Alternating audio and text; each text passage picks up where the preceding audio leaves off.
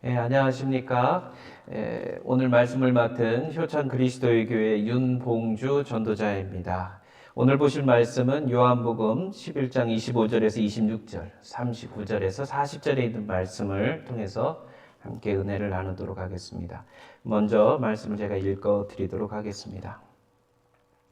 예수께서 이르시되 나는 부활이요 생명이니 나를 믿는 자는 죽어도 살겠고 무릇 살아서 나를 믿는 자는 영원히 죽지 아니하리니 이것을 내가 믿느냐? 39절입니다. 예수께서 이르시되 돌을 옮겨 놓으라 하시니 그 죽은 자의 누이 마르다가 이르되 주여 죽은 지가 나흘이 되었음에 벌써 냄새가 나나이다. 예수께서 이르시되 내 말이 네가 믿으면 하나님의 영광을 보리라 하지 아니하였느냐 하시니 오늘은요, 내가 믿으면 하나님의 영광을 보리라 라는 말씀으로, 제목으로 귀한 하나님의 은혜의 말씀을 나누도록 하겠습니다. 2020년은 우리의 역사에 어떻게 기록이 될까요? 아마 일상이 깨어져 버린 시대가 되었다, 이렇게 정의할 수 있겠습니다. 우리가 늘 그렇게 해오던 삶들이 무너진 시대, 그 시대가 바로 지금 우리가 사는 시대입니다. 예를 들면 학생이라면 학교에 가서 공부를 하는 일들이 지금은 막혀버렸습니다. 여러분들과 같은 그 대학의 경우 거의 모든 학교가 온라인으로 이루어지다 보니 대학들이 안타깝게도 사이버 대학이 되었다라는 소리들이 들려옵니다. 2020년 올해 새내기로 대학에 입학한 20학번 친구들에게 그들이 기대하던 대학 생활은 어떤 의미로 다가올지 의문이 듭니다. 또 저와 같은 교회의 목회자는 요즘 큰 위기를 맞이하고 있습니다. 비대면 예배, 또 교회의 프로그램, 행사가 지금은 다 취소되어 있는 그런 상황입니다. 그래서 모두가 힘들다 이렇게 얘기를 합니다. 그런데 저는 이 가장 큰 문제, 이 시대 속에서 가장 큰 문제, 그러면서 가장 힘든 시기를 보내고 있는 이들이 있다라고 생각이 됩니다. 그거는 어떤 사람들인가? 바로 미래에 대한 기대를 잃어버린 사람들입니다. 아무리 힘들고 어려워도 소망이 있고 기대가 있으면 앞으로 나아가는데 문제가 없습니다. 하지만 절망에 빠진 사람들이라면 그것은 큰 고통입니다. 또 거기에다가 지금 우리에게 들려오는 미래에 대한 여러 가지 이야기들은 굉장히 비관적으로 들려옵니다. 환경이 파괴되어 있고 점점점 우리의 사는 모습이 어려워지고 있다라고 얘기합니다. 어쩌면 지금 대학에 다니고 있을 여러분 세대의 모습이 이런 모습이 아닐까라는 그런 걱정이 되고 우려되는 상황입니다. 고등학교에서 어렵게 대학에 입학을 합니다. 그리고 대학을 졸업하고 직장에 취직합니다. 그런데 이렇게 상위로 올라갈수록 그 이전보다 더 좁아지고 어려운 것이 우리의 현실입니다. 점점 심해져가는 경쟁사회 속에서 아마도 미래에 대한 소망을 갖기가 어려운 것이 여러분들의 형편이 아닐까 생각을 해봅니다. 희망을 잃기 쉬운 세대를 향해 저는 오늘 본문의 말씀이 의미가 있다라고 믿습니다.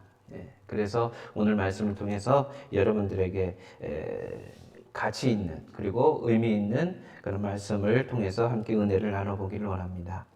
예수님에게는 복과 같은 아주 가까운 이들이 있었습니다. 바로 베다니에 살았던 나사로, 마르다 그리고 마리아입니다. 이 세 명은 한 가족으로 온누이였습니다.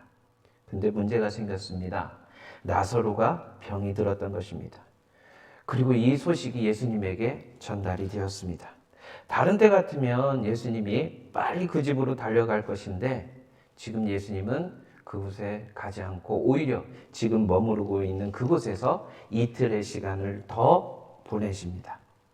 그리고 나서 이틀이 지난 후에 예수님은 나사로의 집을 방문하여 주셨습니다. 예수님께서 나사로의 집에 도착했을 때 보니까 이제 나사로는 무덤에 있은 지 4일이 지난 그런 상황이었습니다. 그래서 많은 사람들이 이 나사로의 죽음을 안타까워하면서 이 마르다의 집을 방문하고 있었습니다. 다른 때 같으면 예수님이 그 집을 방문했을 때 다른 때 같으면 마리아가 나와서 예수님을 참 기쁘게 맞이했을 것인데 이 마리아가 집안에서 나오지 않은 그런 형편입니다. 또 언니 마르다가 나왔지만 마르다가 전하고 좀 다르게 얘기합니다. 뭐라고 얘기하냐면 주님께서 여기 계셨더라면 내 오라비는 죽지 아니하였겠나이다 라고 그렇게 서운한 감정으로 주님 앞에 이야기를 합니다. 그런데요, 예수님은 이런 상황 속에서 마르다를 향해서 참 희한한 말씀을 하십니다. 내 오라비가 다시 살아나리라. 도저히 불가능한 일, 오라비의 죽음으로 절망이 짙게 드리워진 그 집에 예수님께서 오셔서 하신 말씀은 아무리 믿음이 좋고 예수님과 가까이 돈독한 관계에 있다 할지라도 받아들일 수 있는 그런 말씀은 아니었습니다.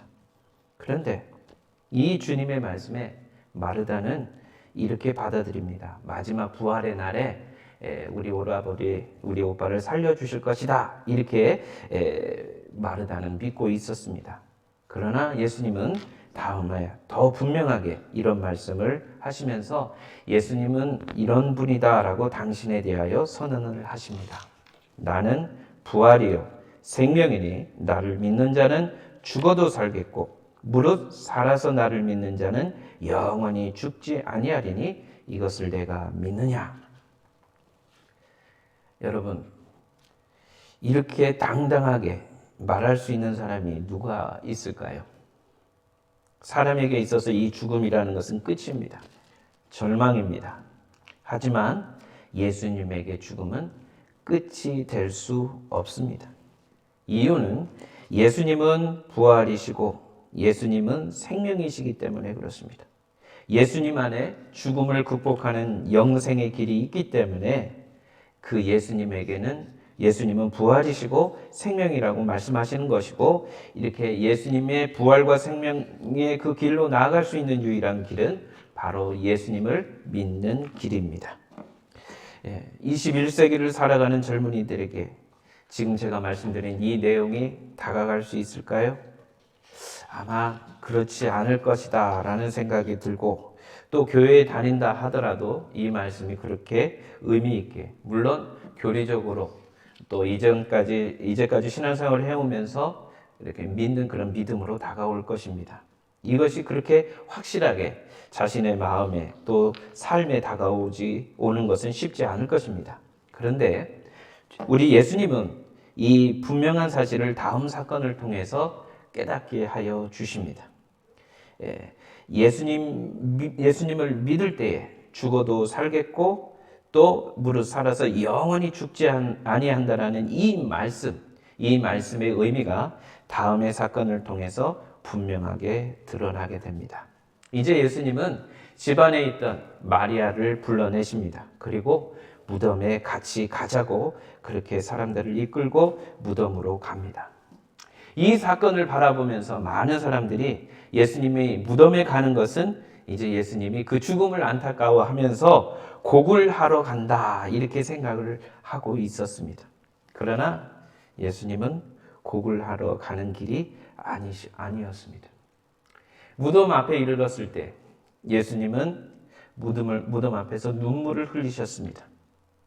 이 눈물을 사람들은 예수님이 이제 그 나사로의 죽음을 바라보면서 안타까워하면서 흘리는 나사로의 죽음에 대한 애도의 눈물이라고 생각을 했었습니다. 그러나 예수님의 눈물은 그런 눈물이 아니었습니다. 이것은 죽음을 절망으로 바라보고 그 죽음의 고통을 맛보며 살아가는 연약한 인간들을 향해 그리고 그 고통을 해결해 주시기 위하여 이 세상에 오신 주를 알아보지 못한 무지한 우리 인간들을 향한 예수님의 눈물이었습니다. 이제 주님은 마르다에게 말을 합니다. 무덤을 막아놓은 돌을 굴려 놓으라. 그러면서 예수님은 이렇게 얘기합니다. 그러자 마르다는 이렇게 얘기합니다. 예수님, 4일이 지나서 시체에서 썩은 냄새가 납니다. 그러자 예수님은 다시 말합니다. 내 말이 내가 믿으면 하나님의 영광을 보리라 하지 아니하였느냐, 이렇게 말씀하십니다. 내 말이 내가 믿으면 하나님의 영광을 보리라 하지 아니하였느냐. 이 말에 마르다는 예수님의 말씀에 순종하여 무덤의 문을 엽니다. 예수님은 하나님을 향해 내 말씀을 들으신 것을 감사합니다라고 하나님 앞에 기도합니다.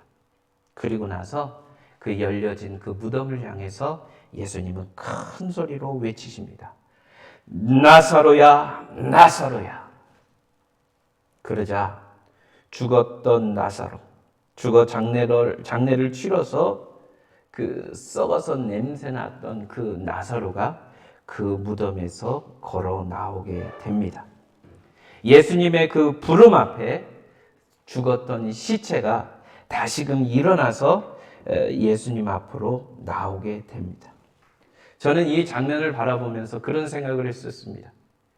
예수님께서 창조의 시대에 예수님께서 빛이 있으라 이렇게 말씀하셨던 그 말씀으로 계셨다라고 요한복음 1장에서는 말씀하고 있습니다. 그랬던 그 예수님이 육신을 입고 지금 이곳에 오셔서 썩어 냄새나는 시체를 향하여 주님이 말씀하여 주시는 것입니다.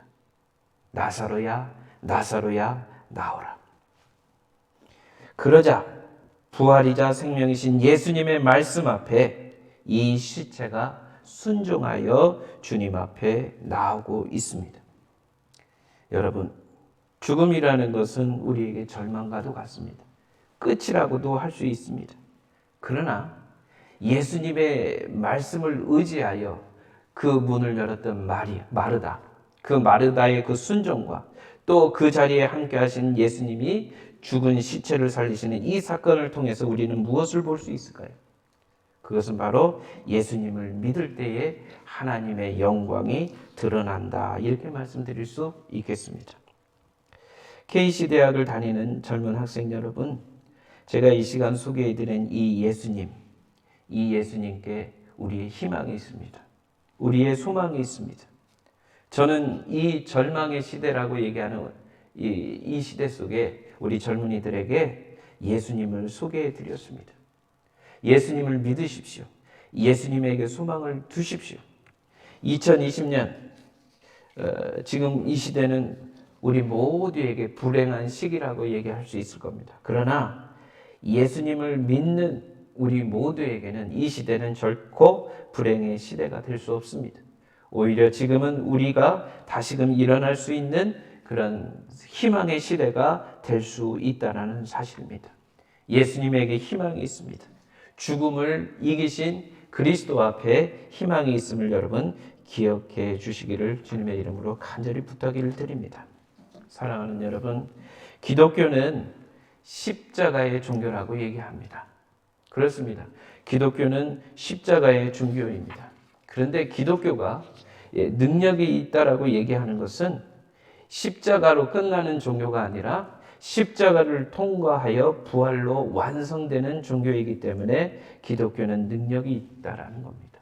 우리가 예수님에게 희망을 두고 예수님에게 우리의 삶을 온전히 맡겨드릴 수 있는 이유가 어디에 있습니까? 십자가로 예수님이 죽음으로 끝이 나는 종교가 아니라 그 죽음을 이기시고 그 사망의 권세를 유일하게 이기신 그리스도를 통하여 부활을 경험하였기에 우리는 이 기독교를 믿고 그렇게 예수님 앞에 소망을 두고 살아가고 있다라는 겁니다. 자, 마르다가 예수 그리스도의 말씀을 믿고 그 말씀에 의지하여 돌문을 열었습니다. 이 시간 여러분들에게 이 말씀을 드립니다. 여러분, 예수님에게 희망을 두십시오. 그리고 예수님 앞에 여러분 믿음으로 순종해 보십시오. 예수님 앞에 여러분들의 마음의 문을 열어보십시오. 그러면 여러분들의 인생에 찾아오셔서 죽어서 냄새가 나는 그 시체와 같은 우리의 어떤 시대상을 하나님께서는, 우리 주님께서는 다시금 살려내시는 놀라운 모습을 우리에게 보여주시리라 믿습니다. 결론으로 이렇게 말씀드리고 싶습니다. 예수님을 믿으면 하나님의 영광을 볼 수 있습니다. 절망과 같은 위기 속에서 희망을 볼 수 있습니다. 그러므로 예수님 앞에 여러분 희망을 가지십시오. 부활이요 생명의 주이신 예수 그리스도를 믿으십시오. 하나님의 영광을 볼 수 있는 그 자리에 참여할 수 있도록 우리 KC의 젊은 여러분, 주님 앞에 여러분들의 인생을 의탁해 보시기를 주님의 이름으로 부탁을 드립니다. 기도하겠습니다. 살아계신 아버지 하나님, 아무리 힘들고 어려운 시대라 할지라도 죽어 시체에선 냄새가 나는 그런 절망적인 상황이라 할지라도 주님은 그곳에 다시금 생명의 기운을 입히시는 놀라운 능력이 있음을 저희들에게 보여주시고 깨닫게 해주신 줄로 믿습니다. 이 절망의 시대를 이기고 믿음으로 다시금 이겨나갈 수 있는 우리 젊은이들이 될 수 있도록 우리 젊은이들에게 은혜를 입혀 주시옵시고 예수 그리스도를 볼 수 있는 눈을 허락하여 주시고 주님 앞에 나아갈 수 있도록 인도하여 주시옵소서. 아버지 하나님, 이 KC대학에 있는 우리 젊은이들을 축복하여 주셔서 저들의 미래가 그리스도 안에서 꽃피우게 하시고 또 우리 대한민국에서 귀한 역할들, 아니 전 세계에서 귀한 역할들 감당해 나가는 귀한 일꾼으로 성장해 갈 수 있도록 인도하여 주시옵소서. 예수 그리스도의 이름으로 기도드렸습니다. 아멘.